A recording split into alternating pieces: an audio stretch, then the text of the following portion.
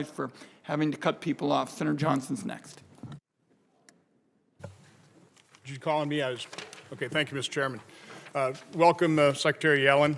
I just want to start. Do you know how much a dollar that you held at the start of the Biden administration in January 2021 is worth today? Well, we've had inflation, and it's declined in its purchasing power. It's worth 87 cents.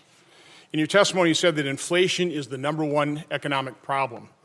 Do you know what the inflation rate was at the start of the Biden administration in January 2021? It was substantially lower. It was 1.4%. You said that inflation has many causes. I agree with that. By the way, I would say that the #1 economic problem is our debt and deficit. And I would say that the top 3 causes of inflation are massive deficit spending, the war on fossil fuels, which have driven gasoline prices to record levels, obviously supply chain dislocation. That was caused by our miserably failed and incredibly stupid response to COVID, the pandemic. But would you agree those are the top 3 causes of inflation? Deficit spending, high energy costs, and supply dislocations? I don't believe that deficit spending is one of the main causes of inflation. I mean, inflation is too many dollars chasing too few goods. Well, so when you're printing all this stuff, so do you know in the first 3 fiscal years of the Biden administration, you know how much the total deficit spending is going to be? We had an economic collapse that was caused by right, the and we pandemic. were certainly coming out of that because there's all this pent-up demand and a sloshing around of trillions of dollars. So I'll answer that question for you too. The first 3 fiscal years of this administration, the total deficits would be about $5.7 trillion. So now you're here testifying about the president's budget. How much are the total deficits over that 10-year period according to the president's budget? You don't know that off the top of your head? Yeah,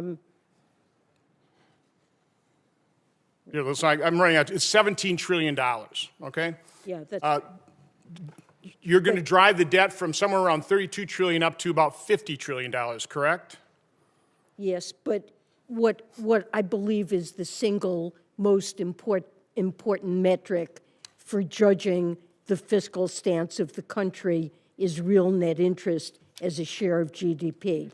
Okay. We have so are you concerned when GDP. you're taking the debt from $32 to $50 trillion? Are you concerned who's going to buy that debt, and also at what rate they'll expect to be compensated for buying riskier and riskier debt? Are you concerned about that? Well, if the real net interest cost of the debt remains low relative to GDP, and we're on a sustainable fiscal well, we're not on a sustainable path. Senator Cassidy was talking about the president's demagoguery on Social Security, unwillingness to meet to try and save Social Security. If we do nothing, and the Social Security Trust Fund runs out 2023 to 2025, about the end of the budget period, are you concerned about, are we going to have the financial wherewithal to plus up benefits to honor those promises? I mean, you think we're going to, with $50 trillion in debt, a debt's exceeding our GDP, aren't you concerned about our inability to honor those promises?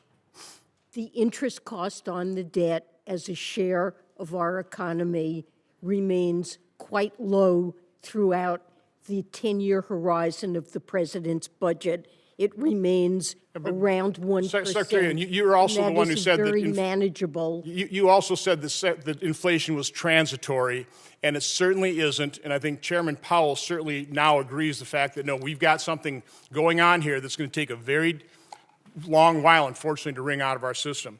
Not only you, but OMB Director Young and members of the other side keep talking about that you're cutting deficits.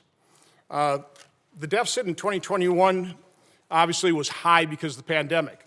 But in 2022 is about $1.4 trillion. 2023, we're thinking it's going to be about $1.6 trillion.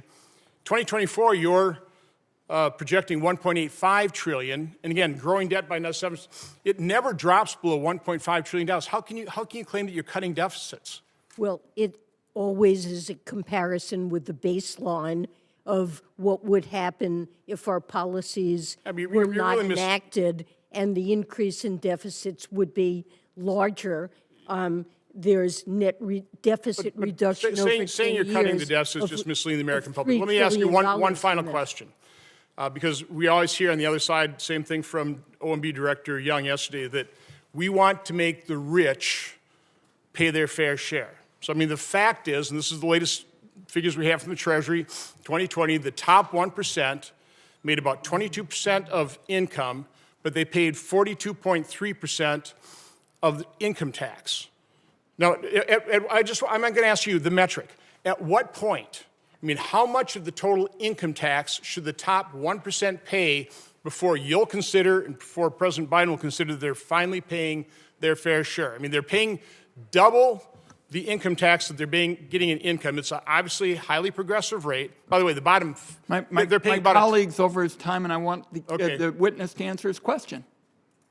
Well, I believe that billionaires should pay rates that are not lower than what a teacher or firefighter pays. Okay, the top 1% averages effective The rates. time I'm of the sorry, gentleman's that just expired. isn't the case now. Senator Tillis is My next. colleague got 7 minutes. The top 1% pay an The time of the effective gentleman's 26%. expired. The bottom 50% pay 3.1. We have a highly progressive tax system. Senator Tillis,